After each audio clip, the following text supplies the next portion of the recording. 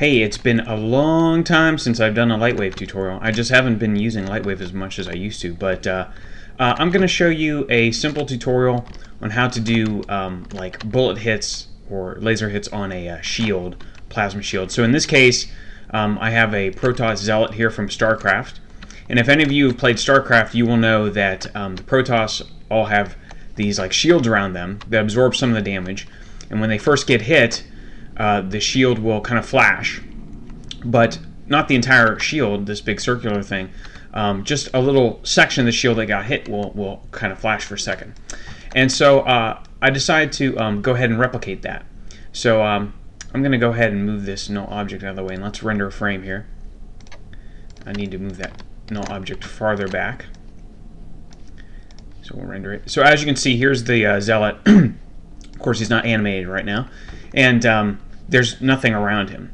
But if I move this null object close, right up to that shield there, and now if I render, you'll see that just in that one area of the shield, it's showing up as a flash. And so how did I do this? Well, it's pretty easy. Just this object here, the shield, will open up its surface editor, and I just turned the transparency all the way to 100%, and everything else down, diffuse and everything, specularity, turn that all off completely.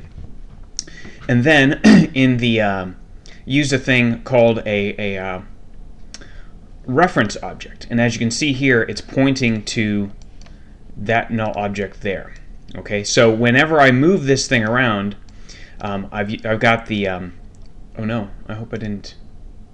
Oh, it looks like I did. It looks like I accidentally deleted that there. So, well, maybe it'll give me a chance to show you how to redo it. So, a lucky coincidence, right?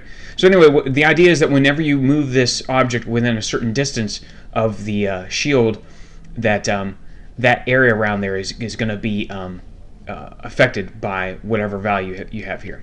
So what I'm going to do is I'm going to have it affect the luminosity and the transparency, and so that way that area around that null object will be slightly opaque and will be luminous. And so I'm going to go to procedural texture, and I'm going to select value as a texture value, and so that lets me just specify a value for something. And then I'm going to go to the null object and choose that as my reference object. And then I'm going to go into this thing, the fall off here, and let's copy the settings from here. So the fall off is going to make it so that not the entire object is affected, but just a certain part of it, and it's going to smoothly kind of fall off from one area to another. Also the scale, I'm going to change that. So I'm going to put that at 20% and 20 meters, I guess. So fall off 20, 20, 20. And scale, I'll put that at 20, 20, 20. Now these were just numbers that I came up with after experimenting with it a little bit. And so that's the luminosity channel. Now for the transparency channel, I had to set the texture value to 0%. Okay, and then as you can see, the scale and the fall off were set like this. And in this case, you have different things, cubic, spherical, all these different ways to have the fall off happen. Okay, and so now we'll move that null object up there, and there we go, the effect is back. So the cool thing about this is that wherever we move this null object, and you can animate this moving, of course, and you could of course use this for various things. Wherever you move this null object, it's going to illuminate that part of it, and if you move it away far enough, as you saw earlier, that will make it so the effect doesn't happen at all.